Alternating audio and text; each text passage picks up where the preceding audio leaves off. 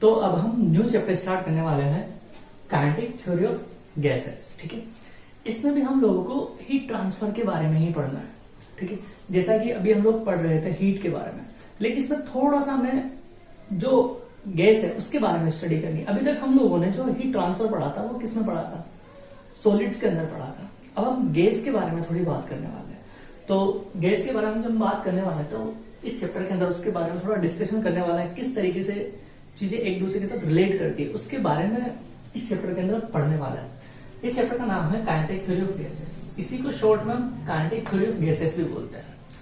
तो इस चैप्टर के अंदर बेसिकली हम लोग जो स्टडी करने वाले हैं उसमें क्या है कि ये जो काइनेटिक थ्योरी ऑफ गैसेस है हमें ये बताता है कि जब हम गैस की स्टडी करते हैं तो ये उसकी माइक्रोस्कोपिक प्रॉपर्टी और मैक्रोस्कोपिक प्रॉपर्टी के रिलेशन के बारे में बताता है।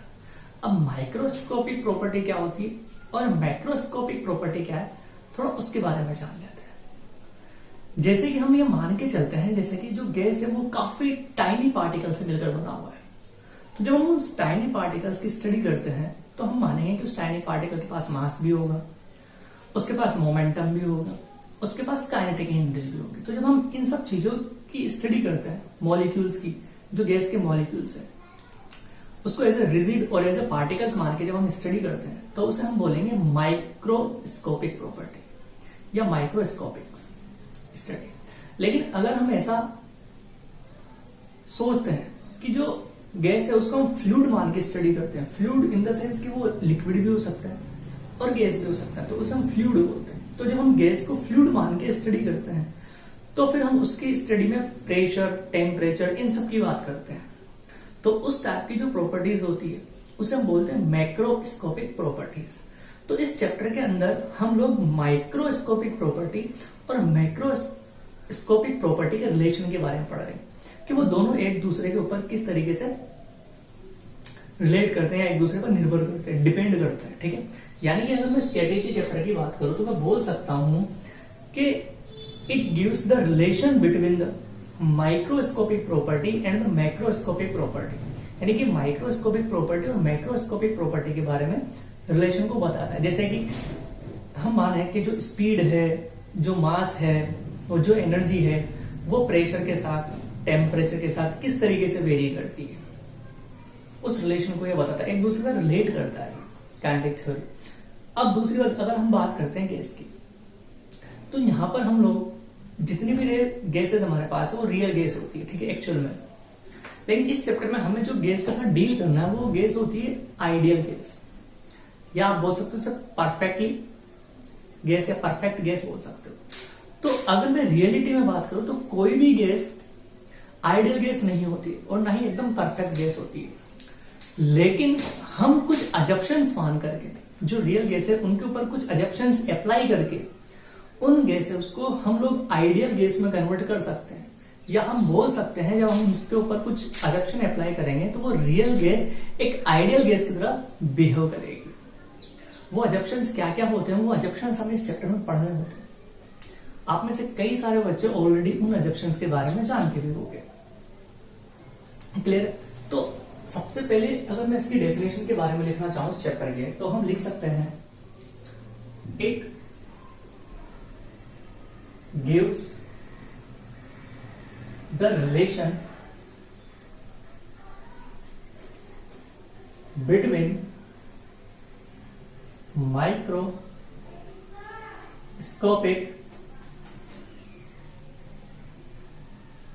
प्रॉपर्टी यानी कि mass, momentum,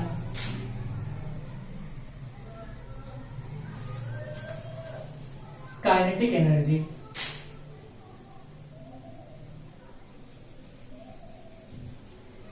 ETC and macroscopic property.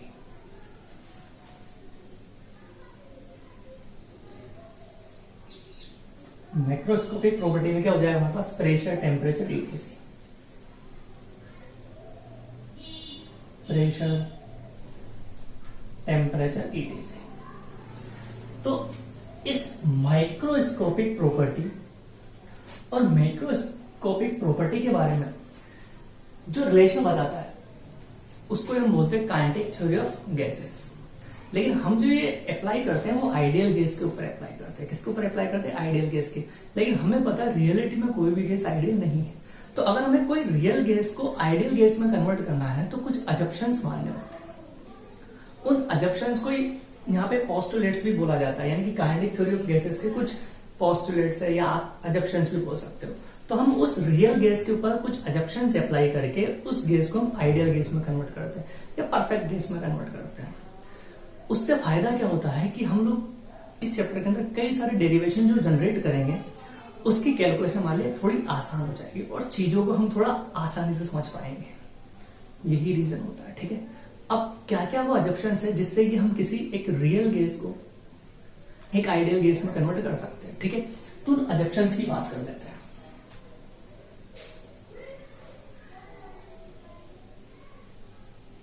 Assumption,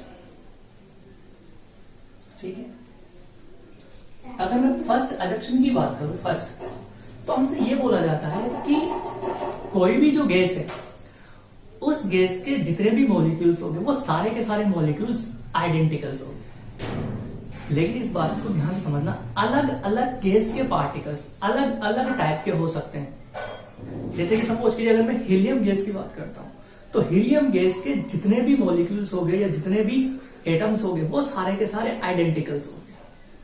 ठीक है, लेकिन अगर मैं आर्गन गैस की बात करूं तो आर्गन गैस के जितने भी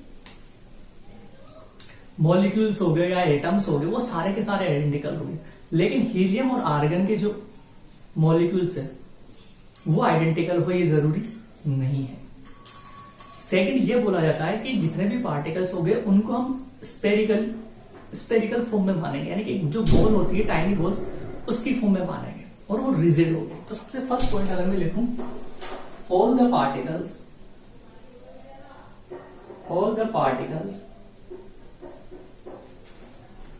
of gas are identical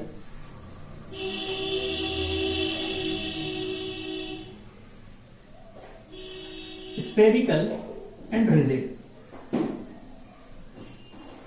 spherical form में हो गया कि वो एकदम जो स्पेयर होता है टाइनी पार्टिकल्स बहुत स्पेरिकल फॉर्म में मानेंगे और रिजिड मानेंगे। ठीक है, सेकंड पॉइंट ये आता है हमारे पास यहां पे कि जो गैस के पार्टिकल्स है, अब लेकिन यहाँ पे ये बात समझना कि आइडेंटिकल्स तो है लेकिन एक ही गैस के जितने भी पार्टिकल्स है वो सब आइडेंटिकल हो गए, लेकिन वो दूसरी गैस के पार्टिकल से डिफरेंट हो सकते हैं और जो दूसरी गैस है उसके जितने भी पार्टिकल्स हो गए वो सारे के सारे आइडेंटिकल हो गए, वो सारे के सारे स्पेरिकल हो गए और रिजिड भी हो गए। क्लियर। दूसरा पॉइंट ये बोला जाता है कि जो ये गैस के पार्टिकल्स है वो गैस के पार्टिकल्स अगर मैं उन्हें किसी कंटेनर के अंदर रख देता हूं, ठीक है, तो वो पार्टिकल्स एक दूसरे के ऊपर कोई अट्रैक्शन वाला फोर्स नहीं लगाते और ना ही कोई रिपल्सन वाला फोर्स लगाते हैं। ठीक है, यानी कि इन मॉलिक्यूल्स के बीच में जो आइडियल गैस के मॉलिक्यूल्स हो गए उनके बीच में कोई अट्रैक्टिव फोर्स और कोई रिपल्सिव फोर्स नहीं होगा। No attractive and repulsive force acting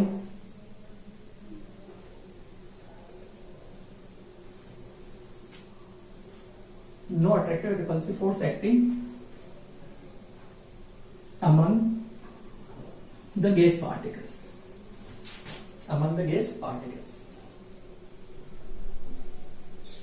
उन पार्टिकल्स के बीच में कोई अट्रैक्शन वाला फोर्स और कोई रिपल्शन वाला फोर्स नहीं होगा। सेकंड तो हो गया, सॉरी थर्ड पॉइंट ये बोलते हैं हम लोग कि जो गैस के पार्टिकल्स है, जो स्फेरिकल हमने पार्टिकल्स माने, उनका जो वॉल्यूम है वो वॉल्यूम जिस भी कंटेनर के अंदर वो गैस रखी हुई है उस कंटेनर के वॉल्यूम के रेस्पेक्ट में या उसके कंपैरिजन में नेग्लिजिबल है। आखिरी बात समझ, यानी कि हम ये बात करते हैं कि ये जो कंटेनर है अगर हमारे पास कोई ऐसे, ये अगर कोई कंटेनर है इस कंटेनर की सारी साइड्स L है, मान लेते हैं ये वाली साइड भी L है, ये साइड भी L है और ये वाली साइड भी L है, ठीक है। हर साइड L है और इसके अंदर गैस फिलअप है, ठीक है। तो अब यहां पर ये जो गैस के मॉलिक्यूल्स है या जो एटम्स है, इन एटम्स का जो वॉल्यूम होगा वो इस कंटेनर के वॉल्यूम के रेस्पेक्ट में नेग्लिजिबल होगा। आती बात सुनो, यानी कि volume of gas particle is negligible as compared to the volume of the container. Volume of gas particles is negligible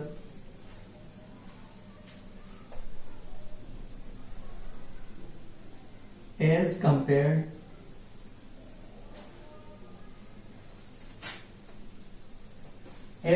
to volume of container in which it kept, जिसमें वो रखी हुई है, ठीक है। फोर्थ ये भी है। अब देखना बच्चों, मैंने यहां पे आपसे बोला है कि उन पार्टिकल्स के पास मास तो होगा, लेकिन हम ये मान के चलेंगे यहां पे कि उनके बीच में जो अट्रैक्शन फोर्स है वो तो क्या है, हमने मना ही कर दिया कि कोई अट्रैक्शन फोर्स नहीं, कोई रिपल्सिव फोर्स नहीं किसी भी वजह से। मैं यहां पर ये भी बोल रहा हूं कि जो ग्रेविटेशनल फोर्स है वो भी नेग्लिजिबल है, यानी कि there is no gravitational force between the particles of the gas. Gas के पार्टिकल्स के बीच में कोई भी ग्रेविटेशनल फोर्स भी नहीं होगा। एक्चुअल में होता तो है वो ग्रेविटेशनल फोर्स, लेकिन उसकी वैल्यू बहुत बहुत कम होती है, इसलिए वो हमें दिखाई नहीं देता है। मास है, लेकिन हम क्या मान के चल रहे हैं कि ग्रेविटेशनल जो फोर्स होगा वो भी नेग्लिजिबल होगा, यानी कि gravitational attraction amongst the particles, जितने भी कई सारे पार्टिकल्स उनके बीच में क्या होगा, नेग्लेक्ट होगा, या हम बोल सकते हैं कि इनइफेक्टिव होगा। तो हम लिख सकते हैं देयर इज, या लिख सकते हैं ग्रेविटेशनल फोर्स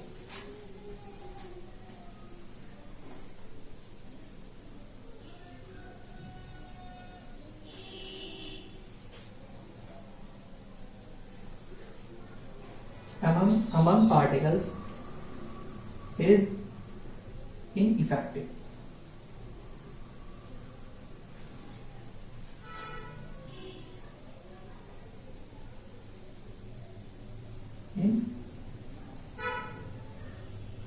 Ineffective से ये जो भी एक्सेंट लगोगे, इनइफेक्टिव ई आएगा,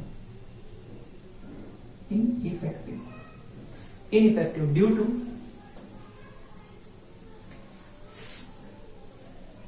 high speed of particles and very less mass। क्योंकि उनकी स्पीड बहुत ज्यादा होती है और मास बहुत कम होता है। इसको आप ऐसे समझ सकते हो, जैसे समझना यहां पर कोई पार्टिकल्स है, यहां पर कोई पार्टिकल है, अब इन दोनों के बीच में फोर्स लग रहा है, ठीक है। तो ये इसको क्या करेगा, सिर्फ खींचने की कोशिश करेगा, लेकिन हमने इसको वेलोसिटी क्या दी, बहुत ज्यादा वेलोसिटी है, और इसका मास बहुत कम है, तो इन दोनों के बीच में लगने वाला जो ग्रेविटेशनल फोर्स होगा वो भी बहुत कम होगा। अगर हम ग्रेविटेशनल फोर्स को कंसिडर करते हैं तो इस पार्टिकल का जो मास है, सॉरी मोशन है, वो ऐसा होना चाहिए, ठीक है, उस तरफ अट्रैक्ट होना चाहिए। लेकिन हम ये मान के चलते हैं कि इसका पाथ ऐसा ना हो के स्ट्रेट लाइन हो। कैसा होगा, स्ट्रेट लाइन हो। क्यों? क्योंकि इसकी वेलोसिटी इतनी ज्यादा है कि ये इसको इस तरफ अट्रैक्ट नहीं कर पाता है, और मास बहुत कम है, मास है लेकिन बहुत कम है। तो हम यहाँ पे ग्रेविटेशनल अट्रैक्शन को भी क्या कर सकते हैं, कंसिडर नहीं कर सकते, उसको भी नेग्लेक्ट कर सकते हैं, यानी कि इनइफेक्टिव है। लेकिन यहाँ पे एक फोर्स कंसिडर किया जाता है बच्चों, कि जब ये पार्टिकल्स इस वॉल से टकराएंगे, इस वॉल से क्या, इस कंटेनर की किसी भी वॉल से जब ये मॉलिक्यूल्स टकराते हैं, तो टकराने की वजह से वहां पे क्या होता है, इनके मोमेंटम में चेंज हो जाएगा, क्योंकि मास भी है, अभी हमने बात करी वेलोसिटी भी है, तो इन पार्टिकल्स के पास क्या होगा, मोमेंटम होगा, और उस मोमेंटम में क्या हो जाता है, चेंज। जैसे ही मोमेंटम में चेंज होता है, तो हमने न्यूटन्स थ्योरी में पढ़ा हुआ है, न्यूटन्स के लॉज में पढ़ा हुआ है कि अगर किसी की भी मोमेंटम में चेंज होता है तो वहां पे फोर्स जनरेट होता है। तो यहाँ पर ये क्या होता है, इनकी मोमेंटम में चेंज होने से ये वॉल के ऊपर, वॉल के मोमेंटम में भी क्या हो जाएगा, उसके में तो कोई चेंज होगा नहीं, लेकिन इसके मोमेंटम में चेंज होने से इस वॉल के ऊपर क्या लगेगा, एक फोर्स लगेगा, और उस फोर्स की वजह से यहाँ पे क्या लगेगा, प्रेशर लगेगा। क्लियर। तो यहाँ पे ये एक्सटर्नल फोर्स है, ठीक है, इन मॉलिक्यूल्स के अट्रैक्शन की वजह से है, या फिर इनके ग्रेविटेशनल फोर्स की वजह से, कोई फोर्स नहीं लग रहा है, ठीक है, ये चेंज इन मोमेंटम की वजह से लग रहा है। दूसरी बात, हाँ, अगर हम बात करें कि इस कंटेनर को अगर मैं एक्सेलरेट कर रहा हूं, जैसे कि कंटेनर है, इसको किसी गाड़ी के ऊपर हमने रख दिया और गाड़ी एक्सेलरेशन से चल रही है, तो उसकी वजह से इनके पास जो अलग से फोर्स आएगा, सूडो फोर्स है जो भी होगा, वो एक अलग चीज है, उसको मैं इसमें कंसिडर नहीं कर रहा हूं, ठीक है। ओके, तो ये कई सारी चीजें। इसके अलावा जो ये गैस है, इस गैस की डेंसिटी यूनिफॉर्म रहेगी हर जगह पर, इस गैस की डेंसिटी चेंज नहीं होगी। इसका मतलब ये है कि जो गैस के पार्टिकल्स है वो रेंडमली हर जगह पर इक्वली डिस्ट्रीब्यूट हो गए। ऐसा नहीं कि अगर मैंने गैस के पार्टिकल छोड़ दिया तो इस पर्टिकुलर एरिया में ज्यादा पार्टिकल्स है, इस पर्टिकुलर एरिया में कम पार्टिकल्स है, यहाँ पर अलग है। पूरे वॉल्यूम के अंदर जो गैस के पार्टिकल्स है वो रेंडमली और इक्वली डिस्ट्रीब्यूट हो गए, ताकि क्या इसकी डेंसिटी क्या बनी रहे, कांस्टेंट बन जाए। तो नेक्स्ट जो पॉइंट अगर मैं लिखूं यहाँ पर, सर्व कर देते हैं बच्चों। तो नेक्स्ट पॉइंट है हमारे पास,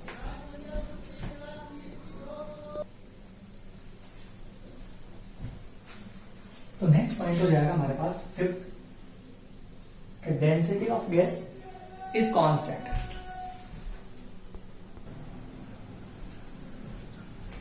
देखिए, तो नेक्स्ट पॉइंट है हमारे पास,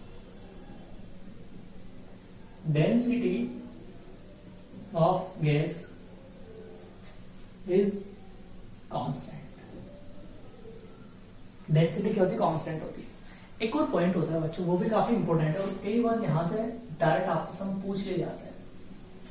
ये इस पॉइंट का सम जेईई में भी पूछा गया, इवन एडवांस में पूछा गया, कि एक रियल गैस है, उस रियल गैस को हमें किसी आइडियल गैस में कन्वर्ट करना है, तो किस तरीके से कर सकते हैं। तो वो पॉइंट होता है कि उसका जो टेम्परेचर है उसको हाई कर दो और जो प्रेशर है उसको लो कर दो। क्यों ऐसा होता है वो भी एक्सप्लेन करता हूं।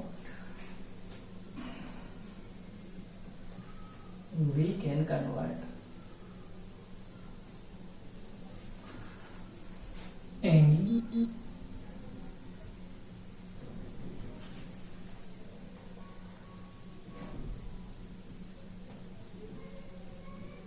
real gas into ideal gas to increase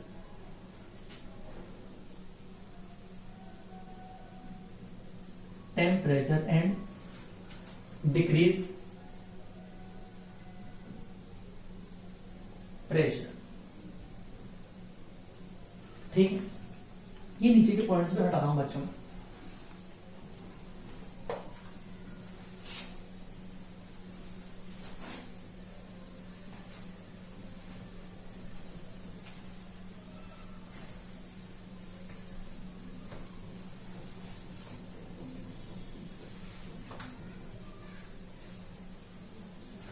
देखो, तो हम किसी भी रियल गैस को कन्वर्ट कर सकते हैं किसमें, आइडियल गैस में, टू इंक्रीज टेम्परेचर, यानी उसका टेम्परेचर हाई करके, एंड डिक्रीज प्रेशर, उसके प्रेशर को लो करके, ठीक है, यानी डिक्रीज करके। ऐसा क्यों होता है समझना, कि टेम्परेचर को हाई करके और डिक्रीज करके। आप लोगों ने इस इक्वेशन के बारे में मैं आप लोगों को बताऊंगा, लेकिन शायद आप लोगों को थोड़ा बहुत पता होगा, इसीलिए मैं ये पॉइंट यहाँ पे एक्सप्लेन कर देता हूँ। तो बच्चों, कई बार मैं भी बताता हूँ कि मेरे साथ भी हुआ है, क्योंकि कई बार क्या लंबे टाइम से, सपोज कि आज मैं चैप्टर पढ़ा रहा हूँ या आप लोग आज पढ़ रहे हो, 1-2 महीने बाद हम क्या मिस गाइड हो जाते हैं, या हमारे दिमाग से बात स्लिप हो जाती है कि प्रेशर को हाई रखना है या टेम्परेचर को हाई रखना है। क्योंकि जब सवाल आता है कई दिनों बाद हमारे सामने कि किसी रियल गैस को आइडियल गैस में कन्वर्ट करना है, तो उसके लिए क्या कंडीशंस होना चाहिए, तो हमें पता है, अभी तो पता है टेम्परेचर को हाई कर दो और प्रेशर को लो कर दो, लेकिन कई बार कंफ्यूजन क्रिएट हो जाता है कि टेम्परेचर को हाई करना है या प्रेशर को हाई करना। तो मैं तो ऐसे ही याद रखता हूँ कि जैसे जो टेम्परेचर चाहिए वो वैसे क्या गर्म है, हाई मतलब इसे समझ सकते हॉट होती है, तो उसको क्या कर दो, आप इंक्रीज कर दो, ठीक है। और जो प्रेशर है, यानी कि एक को इंक्रीज करना होता है, एक को डिक्रीज करना होता है, इतना सभी के माइंड में क्लियर रहता है। तो अब किसको इंक्रीज करना होता है, जैसे कि टेम्परेचर ऑलरेडी क्या होता है, गर्म चीज यानी कि ज्यादा ही होगा, ऐसा मान के चलते हैं, मैं ऐसा मान के चलता हूँ, ठीक है। तो इस चीज को हमारा टेम्परेचर को हमेशा क्या करना होता है, हाई, ऐसा दिमाग में रखना आप कि जो टेम्परेचर वाली चीज है जो ऑलरेडी गर्म है उसको क्या कर दो, और हाई कर दो, और बढ़ा दो, और प्रेशर को क्या कर दो, डिक्रीज कर दो। अब ऐसा क्यों होता है उस चीज को समझते हैं बच्चों। देखो हम लोगों ने एक आइडियल गैस की इक्वेशन पढ़ी हुई है, PV is equal to nRT, आपने भी पढ़ी हुई होगी तो, ठीक है, सभी ने पढ़ी हुई है। इसके बारे में बात भी करेंगे कि इक्वेशन कैसे आती है। आप लोगों को पता होगा कि आइडियल इक्वेशन 3 लॉ से आती है, एक तो बॉयल्स लॉ, एक चार्ल्स लॉ और एक गै-लुसेक लॉ, और आप इंक्लूड करना चाहो तो एवोगैड्रो लॉ भी। इन 4 लॉ के कॉम्बिनेशन से हमें ये आइडियल गैस इक्वेशन मिलती है, जिसे हम बोलते हैं PV is equal to nRT। देखो अब इसमें रिलेशन है प्रेशर, वॉल्यूम और टेम्परेचर के बीच में। तो यहां पे से मैं क्या लिख रहा हूं, इस n को क्या लिखा जा सकता है, m by m, molecular mass, या m नॉट आप लिख दीजिए उसे, ये कैपिटल M लिख देता है, ठीक है। R यहां पे से मैं एक और चीज लिख सकता हूं, देखो इस m का मतलब क्या है, पूरी गैस का मास, ठीक है। तो इस पूरी गैस का मास है तो मैं ऐसे लिख सकता हूं कि एक गैस का mass into number of molecules लिखा जा सकता है अपॉन m नॉट या m RT लिखा जा सकता है। तो अब देखो मैं यहाँ पे से चीज लिख रहा हूं n बाई वी, तो n यानी कि number of molecules upon volume, ये हो जाएगा मेरे पास PM upon small m into R। इसको डैश लिख देता हूं, ठीक है, क्योंकि ये वाला m क्या है, टोटल गैस का मास है, और m डैश का मतलब है एक मॉलिक्यूल का मास या एक एटम का मास, जो भी वो गैस है उसके एक मॉलिक्यूल का एक एटम का मास है, उसको n नंबर से हमने मल्टीप्लाई कर दिया है। तो ये PM m dash upon RT, m क्या, मॉलिक्यूलर मास। देखो अब यहाँ पे समझना, ये किसी भी गैस के लिए मॉलिक्यूलर मास फिक्स होता है, उसके एक पार्टिकल का मास भी फिक्स होगा। R भी क्या है, कांस्टेंट, या फिर R क्या होता है, कांस्टेंट होता है, जिसे हम gas constant, real gas constant, जो भी आप बोलना चाहो बोल सकते हो, जिसकी वैल्यू होती है 8.31 जूल पर मोल पर केल्विन। तो ये सारी चीजें कांस्टेंट है। अब यहाँ पे समझना, तो ये इसे हम बोलते हैं नंबर डेंसिटी। क्या बोलते हैं, नंबर डेंसिटी, यानी कि नंबर, गैस के number upon volume, number density से बोलते हैं हम लोग।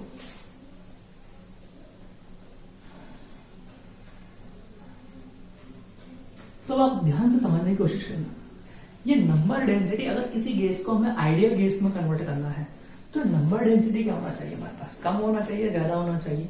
ये नंबर डेंसिटी हमारे पास क्या है, कम होना चाहिए। क्यों कम होना चाहिए, सुनना। अभी जो इनमें पॉइंट्स लिखवाया है आपको, इनमें से एक पॉइंट्स लिखवाया था कि जो पार्टिकल्स का मास है, गैस के पार्टिकल्स का मास है, वो बहुत कम है as compared to the volume of the container. तो यहाँ पे जो V लिखा होता है वो किसका वॉल्यूम होता है, कंटेनर का वॉल्यूम होता है, ठीक है। और n क्या है यहाँ पे, गैस के पार्टिकल्स, ठीक है। तो अब आप सोचिए कि यहाँ पे बनाता हूं ना आपको, ये गैस के पार्टिकल्स है, ठीक है। अब ये जो वॉल्यूम है गैस का, सॉरी इस कंटेनर का, वो V है, और ये जो पार्टिकल्स बहुत छोटे छोटे पार्टिकल्स, स्मॉल स्मॉल पार्टिकल, लेकिन है तो सेम पार्टिकल्स। अगर वो पार्टिकल्स है तो वो कुछ वॉल्यूम तो ऑक्यूपाई करेंगे, कुछ वॉल्यूम तो घेरेंगे। तो इस कंटेनर का नेट वॉल्यूम क्या V होगा, या V से कुछ कम होगा, V से कुछ कम होगा। क्यों, क्योंकि इसका टोटल वॉल्यूम V है और कुछ वॉल्यूम इसके गैस पार्टिकल्स ने ऑक्यूपाई किया हुआ है, तो ये वॉल्यूम क्या हो जाएगा, V से कुछ कम हो जाएगा। अब आप सोचो, अगर गैस इसमें भरी हुई है और इसका वॉल्यूम V से कुछ कम है, और हमें यहाँ पे कंटेनर का वॉल्यूम लिखना होता है, तो हम उसे V कब लिख सकते हैं, हम उसे V तब लिख सकते हैं ना, जब ये जो पार्टिकल्स है उनकी डेंसिटी, यानी कि उनके नंबर्स क्या कम हो। अब जितने ज्यादा नंबर कम हो गए, इन पार्टिकल्स के नंबर्स जितने कम हो गए, ये जो स्पेस ऑक्यूपाई करेगी वो भी क्या हो जाएगा, कम हो जाएगा। और जितना इन्होंने स्पेस ऑक्यूपाई किया वो जितना कम होगा, उतना ही इस कंटेनर का वॉल्यूम V के अप्रोच पहुंचने वाला होगा। यानी कि अगर ये गैस भरी हुई है तब इसका वॉल्यूम V डैश है, यानी कि एक्चुअल अगर मैं गैस भरी हुई नहीं है, खाली है, तो इस कंटेनर का वॉल्यूम V है। और गैस भरी हुई है तो इस गैस के मॉलिक्यूल्स को मूव करने के लिए जो वॉल्यूम मिलेगा वो V मिलेगा, V से कुछ कम मिलेगा, V से कुछ कम मिलेगा, क्योंकि कुछ वॉल्यूम तो उस गैस के पार्टिकल्स ने क्या किया हुआ है, ऑक्यूपाई किया हुआ। तो उसका गैस भरने के बाद जो वॉल्यूम है, जिस वॉल्यूम में गैस के पार्टिकल्स मूव कर सकते हैं, वो V डैश है। तो अब पार्टिकल जितने कम होते जाएंगे, ये V डैश की वैल्यू इस V की तरफ जाती जाएगी। तो हम क्या चाहते हैं कि जो नंबर ऑफ पार्टिकल्स है जितने कम होंगे उतना वॉल्यूम आपको ज्यादा मिलेगा मूव करने के लिए। क्लियर है? तो यहाँ पे हम ये बोलते हैं कि जो नंबर है वो कम होना चाहिए ताकि हम v को कंसिडर कर सके पूरा का पूरा v। आती बात समझ? तो नंबर डेंसिटी अगर कम होगी तो हमारे पास जो गैस होगी वो आइडियल गैस, यानी कि जो हमने पोस्टुलेट्स अभी माने, जो एजम्पशन माने, वो अप्लाई हो सकेंगे, वो अप्लाई हो सकेंगे। तो नंबर डेंसिटी को क्या होना चाहिए? लेस होना चाहिए, कम होना चाहिए। और ये कम होने के लिए क्या होना चाहिए? देखो एम डैश और आर का कांस्टेंट है, बचा क्या? प्रेशर और टेम्परेचर। तो इसे कम होने के लिए इस प्रेशर को क्या होना पड़ेगा? कम होना पड़ेगा, और इस टेम्परेचर को क्या होना पड़ेगा? हाई होना पड़ेगा। क्या बात समझ में आती? इसीलिए मैंने यहाँ पे पॉइंट लिखा है बच्चों कि गैस का टेम्परेचर इंक्रीज करके और उसके प्रेशर को डिक्रीज करके हम उसे आइडियल गैस में कन्वर्ट कर सकते हैं। क्या ये बात समझ में आती है सभी को? ठीक है। अब यहाँ पे सबसे फर्स्ट इस चैप्टर का जो सबसे मेन डेरिवेशन है वो एक डेरिवेशन है, आप लोगों में से सभी को आता ही होगा मैक्सिमम, जब तक मुझे पता है, ठीक है, क्योंकि आप लोगों ने बोर्ड में या जेईई में पढ़ लिया होगा, आता होगा।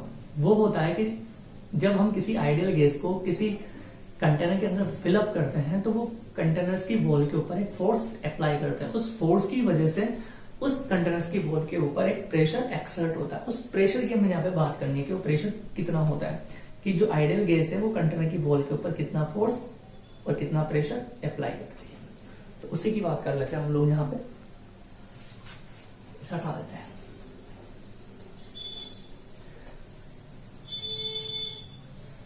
तो देखो बच्चों, यहाँ पे pressure exerted on the wall of container by gas particle।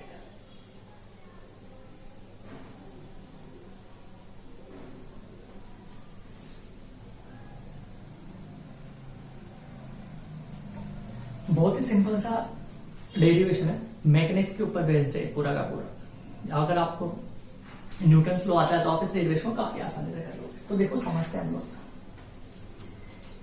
हमारे पास एक कंटेनर है,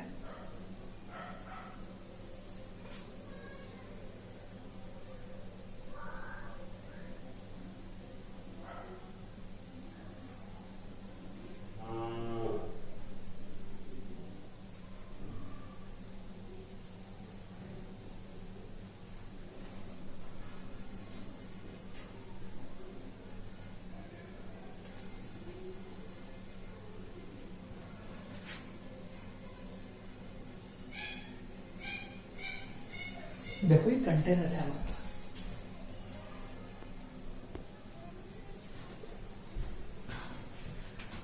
ठीक है बच्चों। तो एक कंटेनर है क्यूब फॉर्म में, ठीक है, क्यूब फॉर्म में इन द सेंस के इसकी इस वाली एक्सिस को हम एक्स मान लेते हैं, इस वाले एक्सिस को वाई मान लेते हैं और इसको जेड मान लेते हैं। क्यूब होने का मतलब है कि इसकी हर एक साइड सेम है। तो मान लेते हैं ये वाली साइड भी एल है इसकी, ये वाली साइड भी एल है और ये वाली साइड भी एल है। क्लियर है? और इसके अंदर कई सारे गैस के मॉलिक्यूल्स फिलअप, यानी कोई गैस फिलअप है इसके अंदर, लेकिन हम उस पूरे गैस के मॉलिक्यूल्स को न बना के सिर्फ एक मॉलिक्यूल्स बना रहा हूं यहाँ पे, एक। ठीक।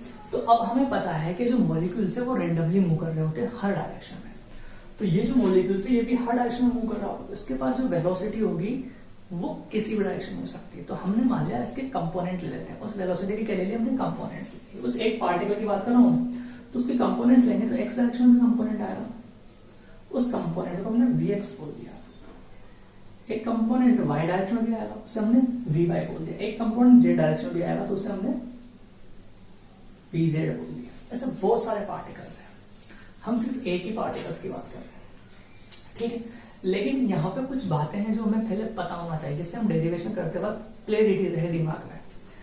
इसका मतलब ये है कि इसमें जितने भी पार्टिकल्स है ना, जितने पार्टिकल इस वॉल से टकराएंगे उतने ही पार्टिकल इधर इस वॉल से भी टकरा रहे होंगे। इस बात को मान के चलना। या फिर जितने पार्टिकल्स ऊपर वाली सरफेस से टकरा रहे होगे उतने ही इससे भी टकरा रहे होगे, उतने ही जितने अंदर वाले जो सरफेस है इसके अंदर वाले उससे टकरा रहे होगे उतने उसके बाहर वाले से टकरा। क्यों? क्योंकि हम ये मान के चल रहे हैं कि कंटेनर इक्विलिब्रियम यानी कि वो मूव नहीं कर रहा है, और वो तभी पॉसिबल है इस वॉल पे लगने वाला फोर्स इस वॉल पे लगने वाला फोर्स का इक्वल हो और अपोजिट डायरेक्शन में, इधर से और इधर से भी सेम हो, उधर से और इधर से भी क्या हो, सेम हो। क्या बात समझ में आती है? तभी हो सकता है, और ऐसा तभी हो पाएगा जितने मॉलिक्यूल्स इस तरफ मूव कर रहे हैं, या ऐसा बोल सकता हूं कि जितने मॉलिक्यूल्स एक्स डायरेक्शन में जा रहे हैं उतने मॉलिक्यूल्स माइनस एक्स डायरेक्शन में भी आने चाहिए, तभी पॉसिबल है। इसका मतलब ये है कि हम एक चीज जानते हैं कि मॉलिक्यूल्स मूव कर रहा है, ये किससे टकराएगा, कोई जरूरत होना कि मॉलिक्यूल जाए और डायरेक्टली इस वॉल से टकरा जाए, ऐसा कोई कंफर्म नहीं। तो ये मॉलिक्यूल चल रहा होगा, रास्ते में कोई दूसरा मॉलिक्यूल आ रहा होगा, उससे टकरा भी रहा होगा, टकराने के बाद इसकी वेलोसिटी किधर भी हो सकती है, लेकिन फिर भी मैं इसकी मोशन को मैं सिर्फ इसी के वॉल की बात कर लेता हूं। चलो सी ये वॉल की बात कर लेते हैं, इसी वॉल की, ठीक है, एबीसीडी वॉल की, इसी वॉल की बात करो। तो इससे जो टकराएगा इस सरफेस से टकराने के लिए इसकी वेलोसिटी में से कौन सा कंपोनेंट रेस्पॉन्सिबल है? सिर्फ वीएक्स वाला, वी वाई और वीजेड तो इसको सॉरी मैंने जेड नहीं लिखा, वी वाई और वीजेड तो रेस्पॉन्सिबल नहीं होगा, सिर्फ कौन सा रेस्पॉन्सिबल होगा? वीएक्स रेस्पॉन्सिबल होगा इस वाले वॉल से टकराने के लिए, इस सरफेस से टकराने के लिए सिर्फ कौन सा कंपोनेंट रेस्पॉन्सिबल? वीएक्स। तो अगर इस पार्टिकल की एक्स डायरेक्शन में वेलोसिटी है कुछ समथिंग, ये किससे टकराया, फिर उस पार्टिकल से टकराने के बाद इसकी वेलोसिटी किस दूसरी तरफ चली जाती है, कुछ चेंज हो रही है मतलब, ठीक है। लेकिन हम ये मान के चलेंगे कि जब ये पार्टिकल ऐसे सीधा जा रहा था, इसके बीच में कोई दूसरा पार्टिकल आया, उससे टकराने के बाद इसकी वेलोसिटी चेंज होगी, इसकी वेलोसिटी तो चेंज होगी, लेकिन इसकी जगह पर कोई दूसरा पार्टिकल ऐसा होगा वो एक्स डायरेक्शन में मूव करना स्टार्ट कर दिया होगा।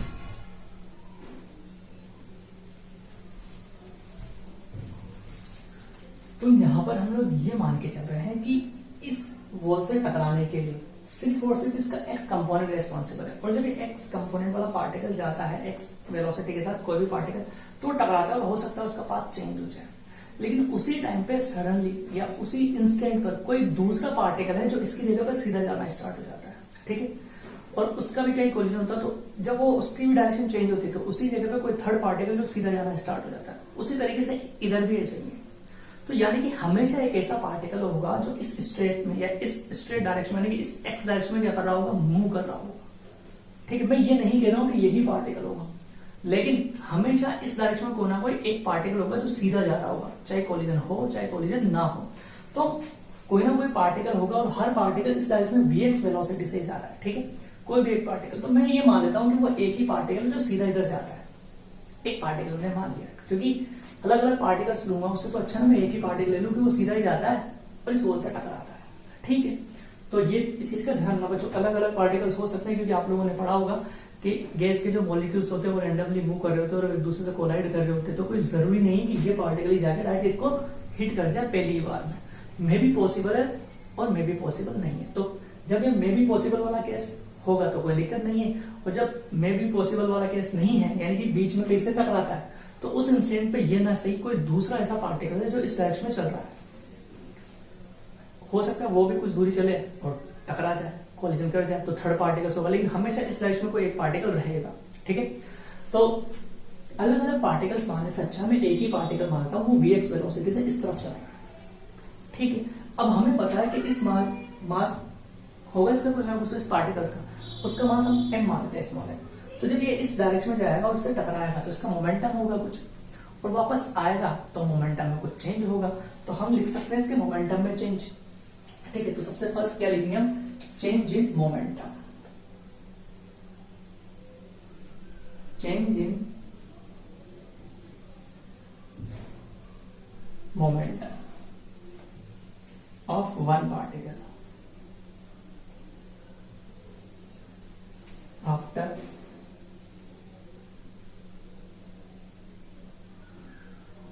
collision from wall A, B, C। X direction में लिख रहे हैं हम लोग, ठीक है, तो ये एक्स आ जाएगा, तो यहां पर क्या लिखेंगे, P final minus P initial होगा, तो इसमें लिख सकते हैं जाने वाले को अगर मैं पॉजिटिव बोलूं तो आने वाले को नेगेटिव बोल सकता हूँ, या आने वाले को पॉजिटिव बोलूं तो जाने वाले को नेगेटिव बोल सकता हूँ। तो आने वाले को हम लोग क्या मानते हैं, पॉजिटिव मान लेते हैं। ये कितना हो जाएगा एम वी एक्स, इस वाले को पॉजिटिव मान लें, तो जाने वाला क्या हो जाएगा माइनस का एम वी एक्स। ठीक है, तो चेंजिंग जो मोमेंटम आया हमारे पास वो कितना हो जाएगा 2m vx, इतना मोमेंटम में चेंज आया किसी एक पार्टिकल के अंदर। हमें तो क्या निकालना, फोर्स निकालना। अब हम जानते हैं न्यूटन के अकॉर्डिंग अगर हमें चेंज इन मोमेंटम पता है और इसको अगर मैं टाइम से डिवाइड कर दूंगा कि कितने टाइम में वो कोलिजन हुआ है, ठीक है, यानी कि दो सक्सेसिव कोलिजन के बीच में कितना टाइम है, उससे डिवाइड कर दूंगा तो मुझे क्या मिल जाएगा, फोर्स मिल जाएगा। और फोर्स मिल जाएगा तो फोर्स को एरिया से डिवाइड कर देंगे, इस पूरे एरिया से, तो हमें क्या मिल जाएगा, उस पर अप्लाई होने वाला प्रेशर मिल जाएगा। तो हम टाइम कैलकुलेट करेंगे। तो मान लेते हैं कि ये पार्टिकल इससे जाके टकराया, एक कोलिजन हुआ। तो अब इसको वापस से दूसरा कोलिजन करना है तो क्या होगा, इसको यहां से यहां तक जाना पड़ेगा, इस वॉल से टकराएगा और टकरा के वापस आएगा दूसरा कोलिजन होने में। ठीक है, यानी कि पहला कोलिजन हुआ, उसके बाद ये पार्टिकल यहाँ से यहाँ एल चला, फिर वापस यहाँ पे यहाँ तक एल चला। तो दूसरा कोलिजन होने के लिए उसने कितनी डिस्टेंस कवर करी, 2l डिस्टेंस कवर करी। कितनी स्पीड से, vx स्पीड से। तो मैं टाइम कैलकुलेट कर सकता हूँ, time taken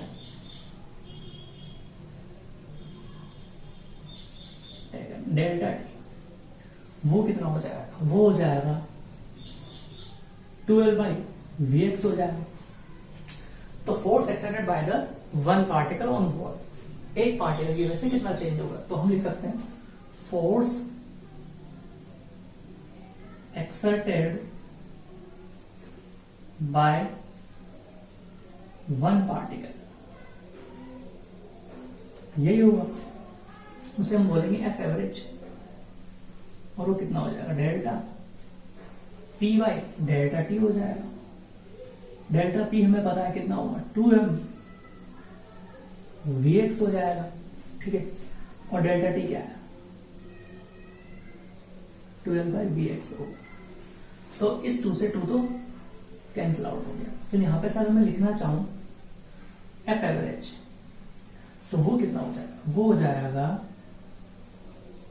M we x का स्क्वायर। ये क्या आ गया हमारे पास, फोर्स आ गया, किसकी वजह से, एक पार्टिकल की वजह से, सिर्फ और सिर्फ एक्स डायरेक्शन में। तो जो कोलिजन एक्स में हो रहा होगा वैसे वाई में भी हो रहा होगा और वैसे जेड में भी हो रहा होगा। ठीक है, और इस पार्टिकल की अगर मैं वेलोसिटी लिखना चाहूं तो उसे क्या लिखूंगा, समझना। इसको रफ कर रहा हूं बच्चों, जगह थोड़ी कम है मेरे पास।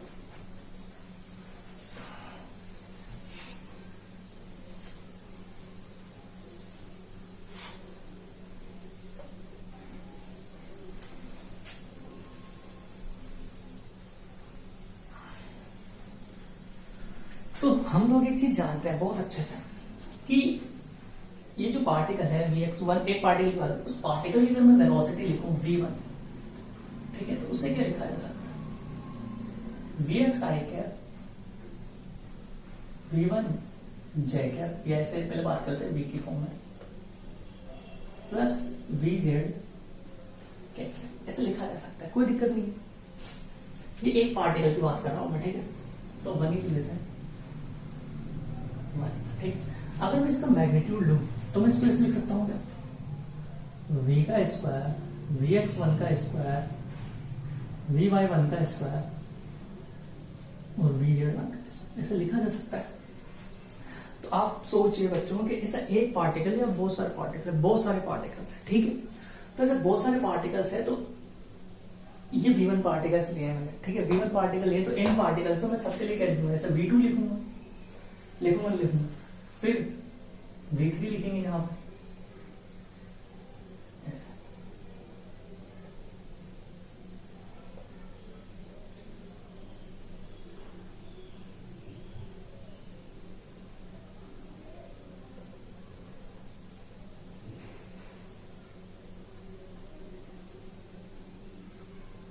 तो ऐसे क्या होगा, बहुत सारे पार्टिकल्स हो गए हमारे पास।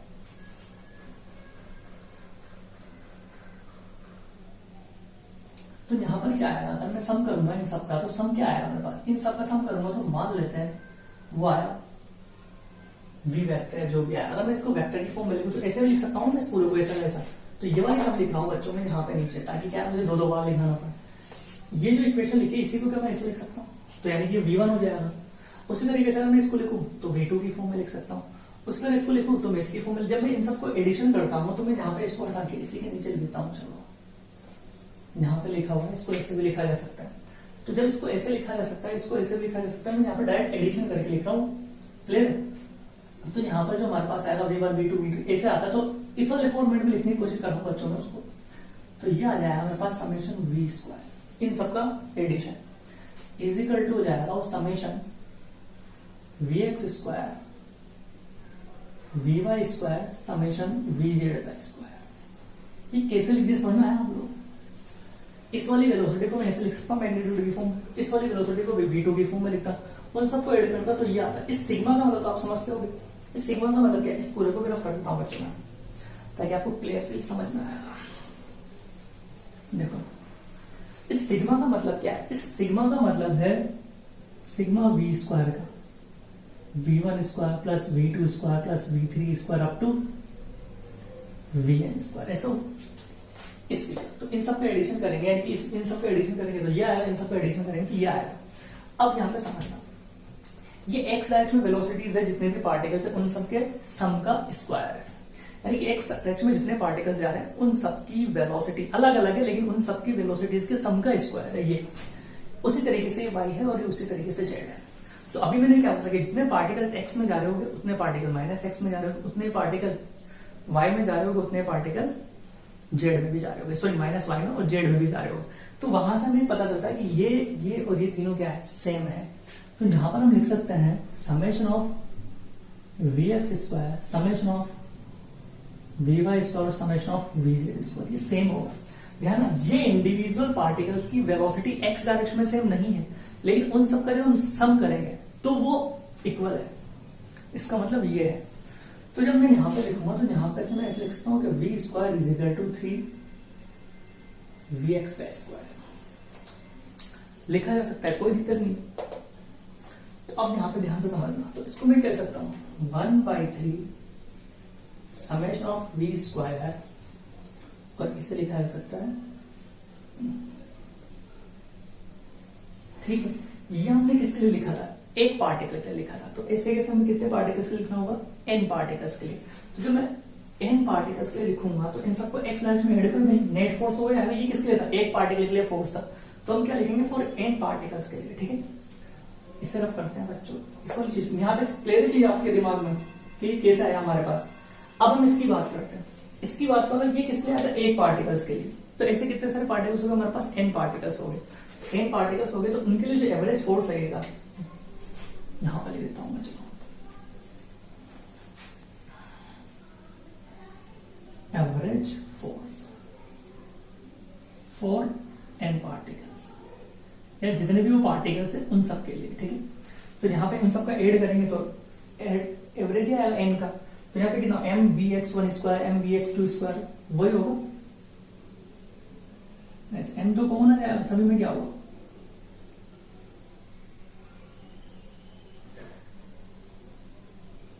ये तो इसको अगर नेट निकालिए तो एक के लिखा था ना, तो ऐसे n पार्टिकल्स उन सब के लिए ऐसे लिख सकता हूं मैं n। तो ये लिखेंगे तो यहाँ पे से f एवरेज, ये ना फॉर वन पार्टिकल लिखा था, ये टोटल लिखना है हम लोग। तो m इसे क्या लिखा जा सकता है? समेशन ऑफ Vx का। और देखो यहाँ पे हमने Vx की वैल्यू कैलकुलेट कर ली, तो Vx की वैल्यू कैसे कम 1/3 समेशन ऑफ V स्क्वायर, ठीक है। तो बच्चों में इस वाले टर्म को भी रिमूव कर रहा हूं यहां से।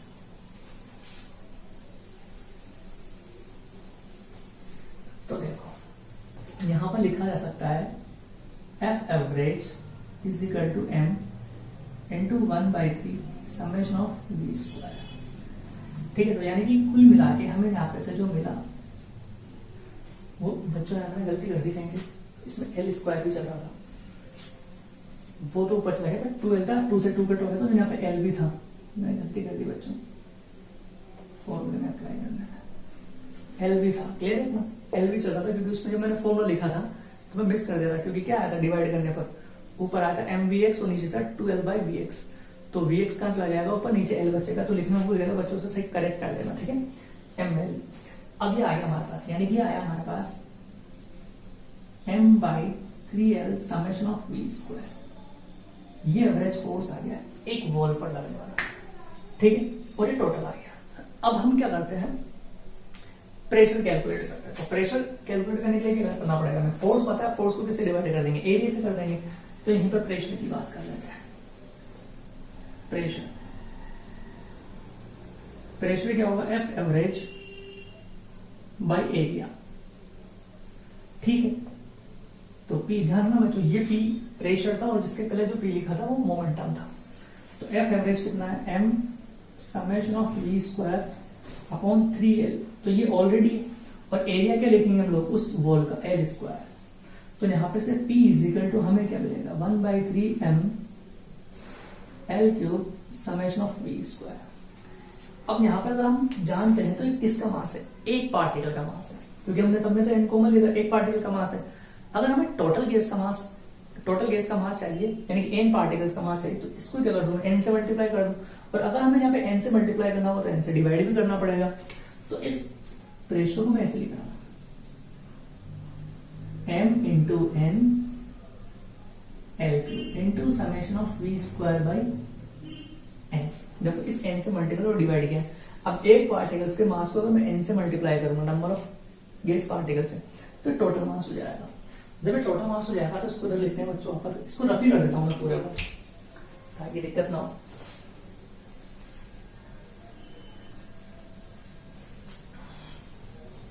देखो तो हमारे पास जो आएगा नेक्स्ट वो आ जाएगा P is equal to 1/3 total mass upon L cube summation of V square by N।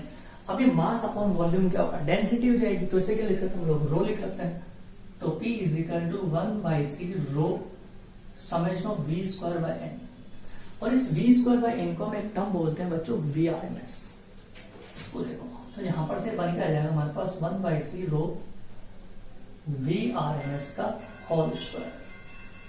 ये इक्वेशन बन के आती है हमारे पास, क्लियर है, ठीक है। अब देखो VRMS का मतलब क्या आप लोगों ने पढ़ा भी होगा, VRMS का मतलब होता है रूट मीन स्क्वायर। तो पहले क्या करो, आप उस वैल्यू को स्क्वायर करो, यानी कि हमने जितनी भी वेलोसिटीज ली थी उन सब पर क्या किया, पहले हमने स्क्वायर किया, ठीक है।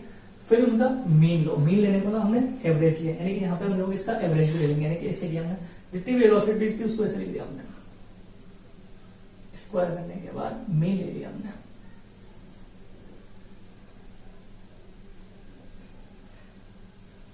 ये मीन ले लिया, फिर उसके बाद उसका स्क्वायर रूट करो, स्क्वायर रूट भी कर दिया। तो अब ये जो वैल्यू आती है उसे हम बोलते हैं VRMS। ऐसे लिख सकते हैं, देखो पहले हम इस RMS का मतलब क्या, पहले स्क्वायर करेंगे, यानी कि जितनी भी वेलोसिटीज उन सबका हमने क्या किया, स्क्वायर किया। फिर उसके बाद हम उसका क्या लेंगे, मीन लेंगे। तो हमने उन सबका क्या लिया, मीन लिया डिवाइडेड बाय n कर दिया। फिर उसका क्या करते हैं, स्क्वायर रूट करते हैं, तो उसका हमने स्क्वायर रूट ले लिया। तो ये क्या बन गया, इस वैल्यू को हम बोलते हैं VRMS या RMS जब भी हम कैलकुलेट करते हैं। तो अगर मैं दोनों तरफ स्क्वायर करूंगा तो देखो इस पूरी टर्म को मैं ऐसे लिख सकता हूं, इस पूरे का समेशन यानी कि सिग्मा स्क्वायर बाय n। तो जब स्क्वायर करेंगे तो ये दोनों तरफ क्या हो जाएगा, VRMS का स्क्वायर हो जाएगा। तो ये वाली वैल्यू को हम VRMS का स्क्वायर लिख देते हैं। तो हमारे पास ये फाइनल फॉर्मूला आ जाता है और ये काफी इंपॉर्टेंट होता है। नहीं से हमें VRMS का एक और फॉर्मूला मिल जाता है। देखो यहां से हम लोग क्या लिख सकते हैं, VRMS is equal to under root 3p by rho. ये फॉर्मूला होता है बच्चों VRMS का, जहां से कई सारे न्यूमेरिकल्स पूछे जाते हैं। इसको और भी कन्वर्ट किया जा सकता है, समझते हैं देखो कैसे। हम लोग जानते हैं ideal gas equation PV is equal to क्या होता है, nRT होता है। इस n को क्या लिखा जा सकता है, m by m not into RT। इस n को इधर लेके आऊंगा तो m बाई v क्या बन जाएगा, रो बन जाएगा। तो P is equal to rho RT by m naught हो जाएगा।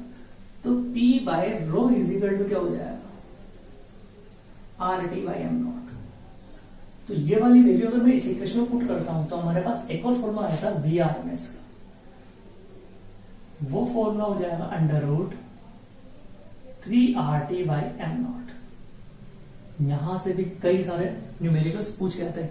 कई बार हमसे सिंपली पूछ लिया जाता है कि दो गैसेस है, एक हाइड्रोजन है और एक हीलियम है, उन दोनों का टेम्परेचर सेम है, तो उनके VRMS स्पीड का रेशियो बताओ। तो कर सकते हैं, देखो 3 भी कांस्टेंट, R भी कांस्टेंट, टेम्परेचर भी कांस्टेंट है, तो किस पे डिपेंड करेगा, मॉलिक्यूलर मास पे। तो जिसका मॉलिक्यूलर मास ज्यादा होगा उसकी VRMS स्पीड क्या होगी, कम हो जाएगी। कई बार ऐसे भी सवाल पूछे जाते हैं बच्चों से कि जो VRMS स्पीड वो किस किस पर डिपेंड करेगी। तो यहाँ से सिंपली हमें पता चलता है कि वो टेम्परेचर पे डिपेंड करती है, और इस वाले फॉर्मूले से देखें तो प्रेशर और डेंसिटी पर भी डिपेंड करती है। लेकिन एक्चुअल में होता क्या है कि अगर हम प्रेशर में चेंज करते हैं, ठीक है, तो उसी रेशियो में या उसी टाइप से इसमें डेंसिटी में भी चेंज होता है, और इन दोनों का रेशियो हमेशा क्या आता है, कांस्टेंट आता है, अगर टेम्परेचर क्या रहे, फिक्स रहे तो अगर आपसे कभी कोई पूछे कि कांस्टेंट टेम्परेचर पर अगर हम प्रेशर में चेंज करते हैं तो उसकी वीआरएमएस स्पीड पर क्या फर्क पड़ेगा, तो इस फॉर्मूले से बच्चे प्रेशर को देख के बोलते हैं वीआरएमएस स्पीड बढ़ जाएगी। लेकिन वो स्टेटमेंट क्या है, रॉन्ग है। क्यों रॉन्ग है? क्योंकि अगर हम टेम्परेचर को कांस्टेंट रखते हैं तो ये कांस्टेंट और ये कांस्टेंट, तो जिस रेट से आप प्रेशर को बढ़ा रहे हो उसी रेट से डेंसिटी इंक्रीज हो जाएगी, तो इनका रेशियो फिर भी क्या रहेगा, कांस्टेंट। तो यानी कि प्रेशर पर डिपेंड नहीं करता है। कब? जब टेम्परेचर कांस्टेंट हो। अदरवाइज अगर आप टेम्परेचर बढ़ाते हो तो वीआरएमएस स्पीड बढ़ जाती है। एक और इंपॉर्टेंट बात इसमें यह है कि जो ये एम नॉट है, इस एम नॉट की वैल्यू जब भी आप पुट करो वो केजी में, यानी कि इसकी यूनिट क्या होती है, ग्राम पर मोल होती है। तो जब भी आप इस एम नॉट की वैल्यू पुट करो उसे आप केजी पर मोल में पुट करो। क्यों? क्योंकि ये पूरी की पूरी वैल्यू जूल में, क्योंकि ये जो आर है मैं बताता हूं आपको, आर की वैल्यू होती है जूल पर मोल पर केल्विन। तो टेम्परेचर केल्विन में रख लो, विकट हो जाएगा। यहाँ पे जूल, अब जो यहाँ पे इसको क्या लिखते हैं हम लोग, हमें जो वैल्यू, जैसे कि मैं आपसे बात करता हूँ, मान लेते हैं कि हम लोग हीलियम है, तो इसका मोलिकुलर मास कितना लिखते हैं हम लोग, 4 लिखेंगे। ये किसमें होता है, ग्राम पर मोल में होता है।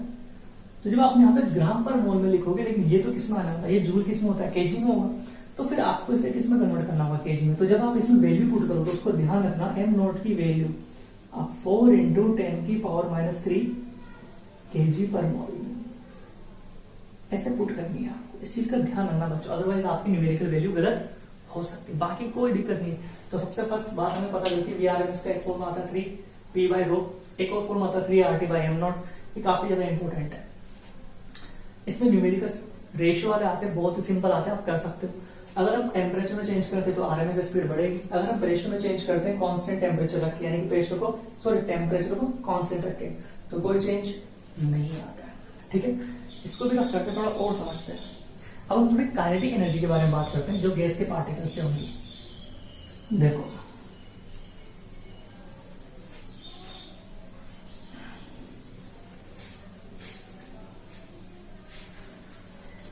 काइनेटिक एनर्जी की बात करते हैं। ये वीआरएमएस के बारे में बात है, क्योंकि वीआरएमएस क्यों इंपॉर्टेंट है वो समझते हैं। Kinetic energy of gas particle, of gas, ऐसे लिख देते हैं। तो क्या आएगा, यही तो आएगा उसका, half m1 v1 square plus half m2, ऐसे आया। क्लियर? तो यहां पे से हम लोग क्या ले सकते हैं, अब हमने क्या माना, हर एक पार्टिकल का मास सेम माना है, तो ये तो क्या हो जाएगा, सभी के लिए सेम हो गया ऐसे। तो ये क्या मिला हमें, हाफ m को माना जाएगा, ये होगा 2vm।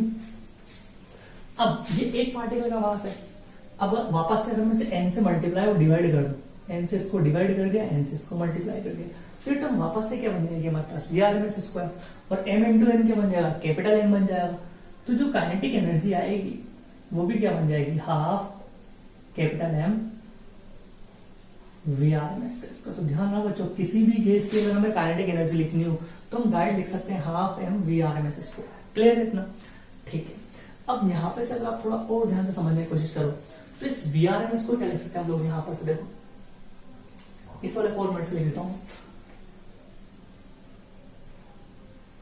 हाफ m, देखो वीआरएमएस स्क्वायर लिखूंगा तो 3p/ρ होगा नहीं होगा, और देखो p/ρ को क्या लिखा जाता है, RT/m0। तो जो काइनेटिक एनर्जी हो जाएगी वो जाएगा 1/2m इंटू 3 RT/m0। होगा नहीं होगा, ऐसे लिख सकते हैं हम लोग इसकी फॉर्म में। और अगर हम इसे ऐसे लिख सकते हैं तो ध्यान से समझना, इस m0 को क्या लिख सकते हैं, अभी हमने सीखा था। देखो हम एक चीज जानते हैं, n इजिकल टू क्या होता है, m/m0।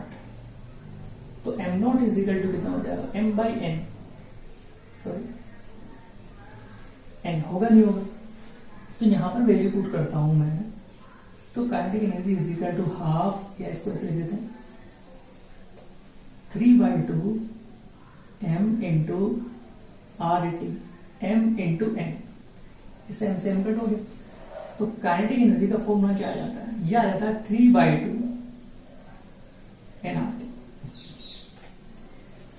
क्या बात समझ में आती है? यानी कि जो काइनेटिक एनर्जी प्योरली किस पे डिपेंड करती है, टेम्परेचर पर, कि अगर आप टेम्परेचर बढ़ाओगे तो उसकी काइनेटिक एनर्जी बढ़ेगी। ये काफी आसान है, आप लोग आसानी से कर सकते हो, इसमें कोई दिक्कत नहीं होगी। आप लोग यहाँ से भी काफी कुछ क्वेश्चंस पूछे जा सकते हैं, यानी कि मैं लिख सकता हूँ kinetic energy directly proportional to temperature. इसी को बच्चे कई बार गलती क्या करते हैं, देखो ये एनआरटी है, इस एनआरटी को हम लोग ऐसे लिख सकते हैं 3/2 पीवी, ऐसे भी लिख सकते हैं, क्योंकि एनआरटी इज इक्वल टू, देखो क्या होता है, पीवी होता है। अब कई बार आपसे पूछा जाता है कि अगर हम किसी का प्रेशर बढ़ाएंगे तो उसकी काइनेटिक एनर्जी पर क्या इफेक्ट पड़ेगा, तो हम कुछ कमेंट नहीं कर सकते बच्चों, क्योंकि जो काइनेटिक एनर्जी वो प्रेशर पे डिपेंड करे, उसके वॉल्यूम पे भी डिपेंड करती है, और प्रेशर और वॉल्यूम का जो प्रोडक्ट है वो किस पे डिपेंड कर रहा है, फाइनली टेम्परेचर पर। तो कभी भी अगर आपसे कोई पूछे प्रेशर पे चेंज करने से काइनेटिक एनर्जी में क्या चेंज आएगा, तो हम कमेंट नहीं कर सकते, क्योंकि ये किस पे डिपेंड करती है, प्रेशर और वॉल्यूम के प्रोडक्ट पर। और प्रेशर और वॉल्यूम के प्रोडक्ट की जब हम बात करें तो वो एनआरटी पर आता है, यानी कि वो टेम्परेचर पर डिपेंड करता है। तो फाइनली जो काइनेटिक एनर्जी आएगी वो सिर्फ और सिर्फ टेम्परेचर पर डिपेंड करेगी। इस पी और वी के बारे में हम डिस्कशन नहीं, यानी कि इसको देख करके हम कमेंट नहीं कर सकते, लेकिन अगर हमें वैल्यू पता हो पी और वी की, तो हम काइनेटिक एनर्जी कैलकुलेट